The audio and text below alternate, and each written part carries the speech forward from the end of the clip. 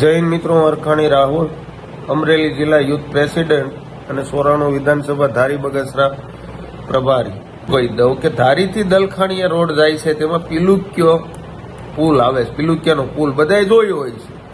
હવે સરકાર મામું બધાને પબ્લિકને કેમ સમજે?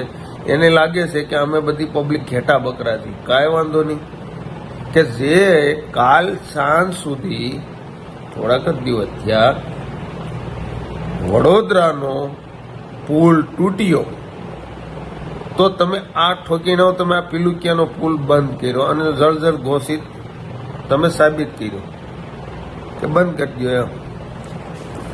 હવે એ પુલ 40 વર્ષ થયા છે. કેટલા વર્ષ થયા? હવે ખાસ સાંભળજો, જનતાને હું કહેવા માંગુ છું કે આ બધા આપણને હું રમાડે છે.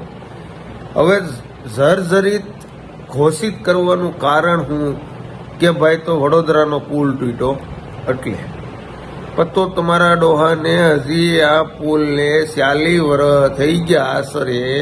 અત્યાર લગીન ભારે વાહન, ટ્રક, ખટારા, ટ્રેક્ટર અને અન્ય કોઈ લોડિંગ વસ્તુ વજનવાળી અત્યાર લગીન હાલતી, તો તમારે આ વડોદરાનો પુલ તૂટ્યો એટલે તમારે બધાને સટક બારી જોઈએ.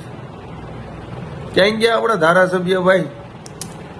આવો, તમારી ગાડીઓ એની ઉપરથી જ નીકળે છે. અત્યાર લગીને તમને પબ્લિકની ચિંતા નહોતી કે તમને રાતે સુઈજો. એટલે આ એક કારણ શું છે કે આ સટકવાની બારી કોની? કે તંત્ર, અધિકારી કે અન્ય કોઈ પણ આ કામમાં સંડોળાયેલા હોય ઈ. હવે આ સરકારને શું કેવું? કોઈ ધારીમાં હારા અધિકાર જ નથી. અને બીજી વસ્તુ હું તમને કહી દઉં કે આને રાતોરાત બંધ કરવાનું કારણ તમને શું દેખાણું? હું એ તો પબ્લિકને કહો. તમે બોડી અત્યારે મારી દીધા તો અત્યાર લગીન બધી પબ્લિક એની ઉપર હાલતી, તો એ પબ્લિકને હું તમે રિક્સ ઉપર રાખતા? જો એ જર્જરિત થઈ ગયો હોય પુલ તો અત્યાર લગીન વડોદરાનો પુલ માની લો નો તૂટ્યો હોત તો તમે એટલે દલખાણીયા, ગીગાસણ આ જનતાને તમે મારવા ઉભા થયા હતા.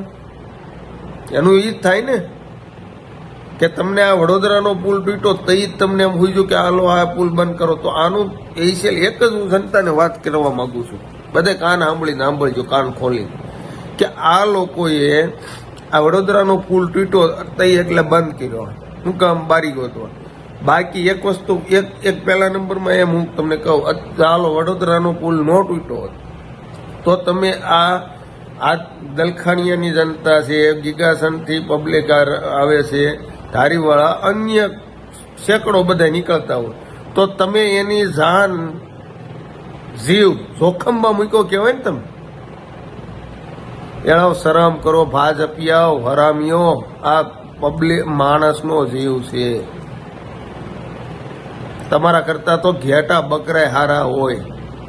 તમે તો હવે માણસનો જીવ લેતાય તમને શરમ નથી આવતી કે આ કી રીતના અમે કરવી. એટલે હું ખાલી એટલું જ કહેવા માંગુ છું કે તમે જો વડોદરાનો પુલ તૂટ્યો હોય ને તમે અહીંયા જળજરી સાબિત કરીને બંધ કરી દો છો તો અત્યાર લગીન જનતા એના રિક્સ ઉપર જ હાલતી હતી. વાત ફાઇનલ.